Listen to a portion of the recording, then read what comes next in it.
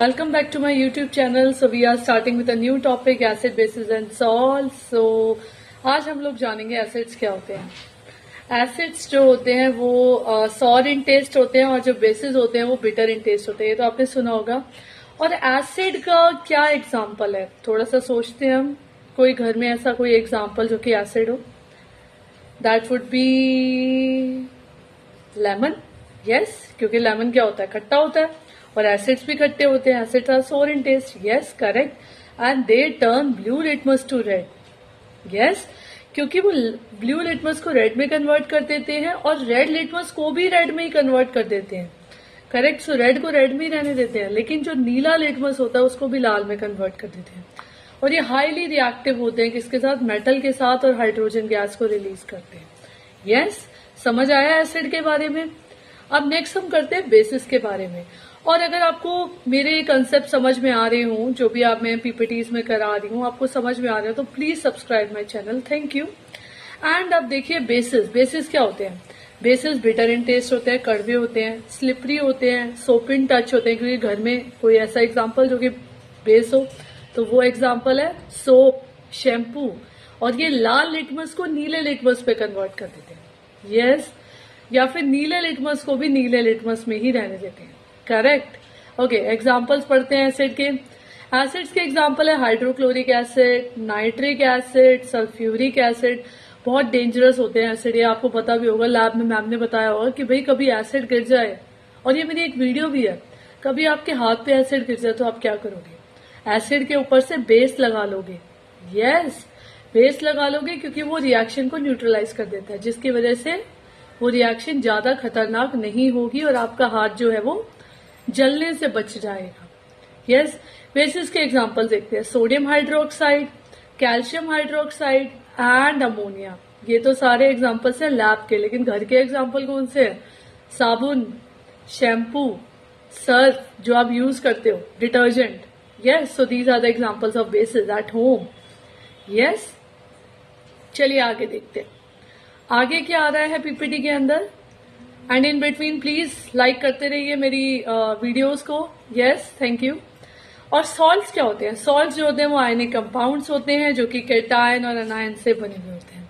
Cation क्या है? जैसे कि सोडियम, एंड अनायन क्या है? जैसे कि क्लोराइड। एंड सोडियम और क्लोराइड दोनों को जोड़ दिया तो वो क्या बनेगा? सॉल्ट बन जाएगा। Correct, sodium chloride is a salt. लेकिन वो किससे बना है? वो सोडियम से भी बना है और वो क्लोराइड से भी बना है। यस, सोडियम के आयन से एंड क्लोराइड के भी आयन से। Next is a neutralisation reaction. Neutralisation reaction क्या है? एसिड और बेस आपस में जुड़कर सॉल्ट प्लस वाटर देते हैं। ये मैंने बहुत सारे एग्जांपल्स भी करवा रखे हैं, मेरी शॉर्ट्स के अंदर बहुत सारे एग्जांपल्स है इसके। देखो, जब आपके हाथ पे एसिड गिर गया, मैंने क्या बोला, लैब में एकदम से डर जाते हैं जब हाथ पे एसिड गिर जाता है। मैम ने क्या बोला? मैम ने बोला, मैं बच्चों एसिड गिर गया, एसिड के ऊपर से बेस लगा लेना। क्यों? क्योंकि एसिड और बेस आपस में मिलकर सॉल्ट बना लेंगे और आपका हाथ बच जाएगा। Yes, reaction with metal. Metal के साथ कैसे रिएक्शन करता है? एसिड प्लस मेटल क्या देगा? Salt plus hydrogen gas. Correct, salt बना देगा और हाइड्रोजन गैस बना देगा। कोई भी एग्जाम्पल ले सकते हैं हम। यस, जैसे आपने कोई भी एक एसिड ले लिया और उसके अंदर आपने मेटल को डाला, जिंक को डाल दिया, Zn प्लस HCl, तो क्या बनाएगा? ZnCl2 plus hydrogen gas. Hydrogen gas निकल जाएगी उसके अंदर से। और उस हाइड्रोजन गैस की प्रेजेंस आप कैसे चेक करेंगे? पॉप साउंड की हेल्प से। पॉप साउंड आएगा तो वो हाइड्रोजन गैस है। नेक्स्ट है कि कार्बोनेट की रिएक्शन कैसे करते हैं। अब ये कार्बोनेट के साथ कैसे रिएक्शन कर रहा है? कोई भी एसिड है वो कार्बोनेट के साथ रिएक्ट करके सॉल्ट बनाएगा, वाटर बनाएगा और कार्बन डाइऑक्साइड की फॉर्म में निकल जाएगी, कार्बन डाइऑक्साइड बबल्स की फॉर्म में। करेक्ट, समझ आया? जैसे मैंने कोई भी एक एसिड लिया, ठीक है, HCl लिया, उसके अंदर मैंने कार्बोनेट डाल दिया तो क्या बना? उसका सॉल्ट बना, कार्बन डाइऑक्साइड बना। करेक्ट। स्ट्रॉन्ग एसिड किसे बोलते हैं? स्ट्रॉन्ग एसिड उसे बोलते हैं जो कि बहुत जल्दी डिसोसिएट हो जाते हैं H+ आयंस के अंदर। एग्जाम्पल, हाइड्रोक्लोरिक एसिड जल्दी टूट गया, हाइड्रोजन के अंदर भी, क्लोराइड के अंदर भी। सल्फ्यूरिक एसिड हाइड्रोजन के अंदर भी टूट गया, सल्फेट के अंदर भी टूट गया। नाइट्रिक एसिड हाइड्रोजन के अंदर भी टूट गया, नाइट्रेट के अंदर भी, जल्दी टूटा, इजिली डिसोसिएट हुआ, पूरा डिसोसिएट हुआ, so that is a strong acid. और वीक क्या? जो प्रॉपरली डिसोसिएट नहीं होगा, वो पार्शली डिसोसिएट होगा। यस, और वो कुछ ही हाइड्रोजन के आयंस को रिलीज करेगा, एग्जाम्पल एसिटिक एसिड, तो वो प्रॉपरली डिसोसिएट नहीं हो रहा। यस, H प्लस का आयन तो उसमें से नहीं मिल रहा, correct. So that is a weak acid, वो आधा टूटा और कुछ ही H प्लस के आयंस उसने रिलीज करे। Yes, correct. So this is a weak acid and other one was a strong acid.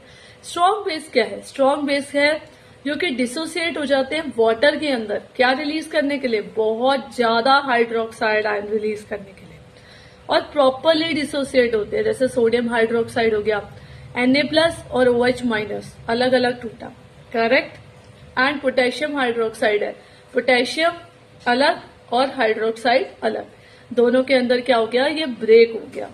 Yes, और लेकिन ब्रेक कैसे हुआ? प्रॉपरली ब्रेक हुआ। ऐसे ही वीक बेस के बारे में देखते हैं। वीक बेस आधा टूटेगा, पूरा नहीं टूटेगा, ये आधे OH माइनस आयंस को रिलीज करेगा, पार्शियली रिलीज करेगा। एग्जाम्पल अमोनिया, ये पूरा नहीं रिलीज करेगा लेकिन पार्शियली रिलीज करेगा, मतलब टूट जाएगा, वो भी पार्शियली, आधा टूटेगा। Yes, correct. सो आपको strong bases and weak bases के बारे में भी समझ में आया, correct. And strong acids and weak acids के बारे में भी समझ में आया। तो अगर मेरी पूरी वीडियो समझ में आ गई है तो यार प्लीज सब्सक्राइब कर लो एंड 10th वालों को शेयर कर दो। Thank you, thank you. Yes.